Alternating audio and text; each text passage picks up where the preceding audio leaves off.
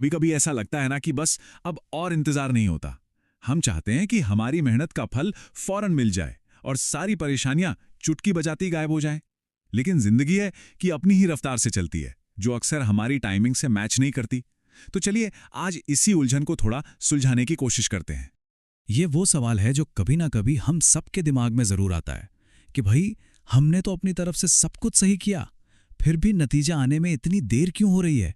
इतनी मेहनत के बाद भी ये इंतजार क्यों करना पड़ रहा है? आइए आज इसी पहेली की परतों को एक एक करके खोलते हैं। तो सबसे पहले ये समझना जरूरी है कि ये जो बेचैनी है, ये आती कहाँ से है। दरअसल इसकी जड़ें ना हमारी अपनी ही जल्दी और हर चीज को कंट्रोल करने की चाहत में छिपी हैं।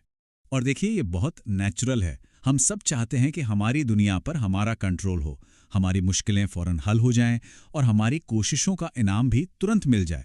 लेकिन जैसा कि इस सोच का सोर्स हमें बताता है, जीवन का ना अपना ही एक अलग कैलेंडर होता है और वो कैलेंडर हमारी घड़ी के हिसाब से नहीं चलता। तो फिर सवाल ये उठता है कि अगर चीजें हमारे समय के हिसाब से नहीं होती तो फिर किसके हिसाब से होती हैं? और यहीं पर एक बहुत गहरे विश्वास की बात सामने आती है, एक उत्तम यानी परफेक्ट डिवाइन टाइमिंग का वादा। बस ये एक लाइन इस पूरी सोच की बुनियाद है। यहीं से नजरिया बदलना शुरू होता है। ये मान लेना कि कोई बड़ी शक्ति है जो पूरी पिक्चर देख रही है और वो हमसे बेहतर जानती है कि हमारे लिए क्या और कब सही है। और यकीन मानिए, यही विश्वास हमें बेचैनी के तूफान से निकालकर शांति के किनारे पर ले आता है। इसका मतलब क्या है?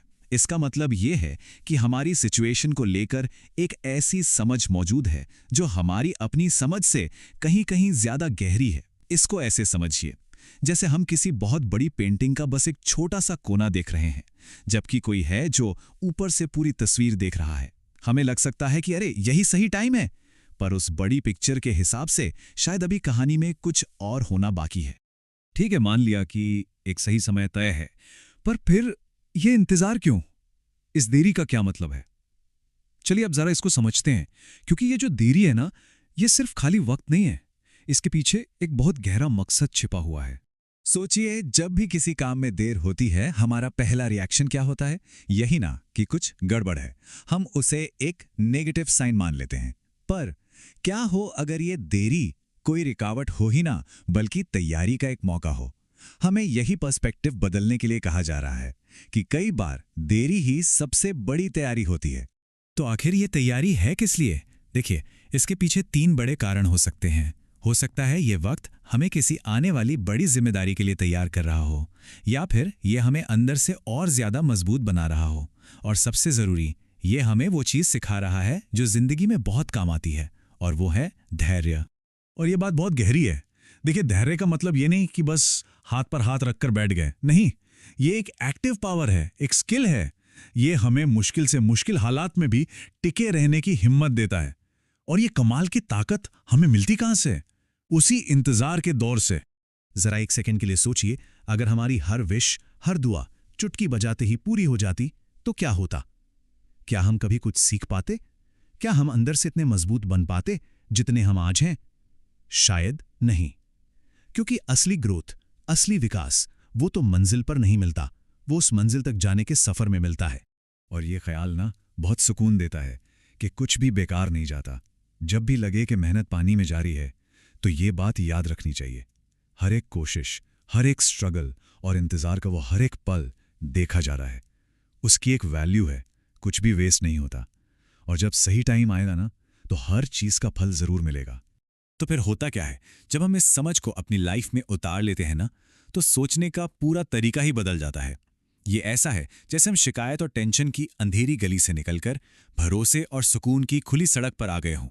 ये एक जबरदस्त शिफ्ट है। पहले जहां मन में शिकायतें होती थीं, दूसरों से कंपैरिजन होता था, हर बात की चिंता होती थी, अब उसकी जगह विश्वास ले लेता है, धैर्य आ जाता है और एक अजीब सी शांति महसूस होती है। यह सिर्फ थिंकिंग बदलने जैसा नहीं है, ये जीने का पूरा अंदाज बदलने जैसा है। तो सवाल यह है कि इंतजार को आसान कैसे बनाएं? इसका सीधा सा जवाब है भरोसे से। जब भरोसा मजबूत होता है ना, तो इंतजार अपने आप आसान हो जाता है। ये दोनों एक दूसरे से जुड़े हुए हैं। भरोसा जितना पक्का, इंतजार का बोझ उतना ही हल्का, क्योंकि अंदर से ये यकीन होता है कि भले ही आज कुछ नहीं दिख रहा, पर अंत में सब अच्छा ही होगा, क्योंकि वो सही समय पर होगा। तो कुल मिला के बात एक फैसले पर आकर टिक जाती है। एक नए किस्म के विश्वास को अपनाने का फैसला, ये मान लेने का फैसला कि शायद हमारा टाइम हमेशा बेस्ट टाइम नहीं होता। तो अगली बार जब भी मन बेचैन हो, जब लगे कि चीजें कंट्रोल से बाहर जा रही हैं, तो बस ये सीधी साधी शांत सलाह याद रखनी है। जल्दी नहीं करनी, घबराना नहीं है। जो होना है वो अपने तय वक्त पर होकर रहेगा। लेकिन हाँ, इसका मतलब ये कतई नहीं है कि हम हाथ पर हाथ धरकर बैठ जाएं। हमारी भी एक भूमिका है, एक रोल है। वो क्या है? बस अपना काम पूरी मेहनत से करते रहना, अपने विश्वास को बनाए रखना और फिर बाकी सब उस सही समय पर छोड़ देना, ये भरोसा रखते हुए कि जो भी होगा हमारे लिए बेस्ट ही होगा। और ये सारी बात आखिर में इस एक कमिटमेंट पर आके खत्म होती है। एक पक्का इरादा कि मैं अपने समय पर नहीं बल्कि ईश्वर के समय पर भरोसा करूंगा। अपनी मर्जी को, अपनी जल्दबाजी को एक बड़ी प्लानिंग के आगे सरेंडर कर देना। और जिस पल को ये फैसला दिल से कर लेता है ना, बस वहीं से असली बदलाव की शुरुआत होती है। तो आज की ये बातचीत हम इसी एक सवाल पर खत्म करते हैं। जरा सोचिएगा, इस तरह के अटूट भरोसे के साथ जीने के लिए सच में किस चीज की जरूरत पड़ती है? ऐसा क्या चाहिए कि ये भरोसा कभी डगमगाए नहीं? ये एक ऐसा सवाल है जिसका जवाब शायद हम सबको अपने अपने अंदर ही खोजना होगा।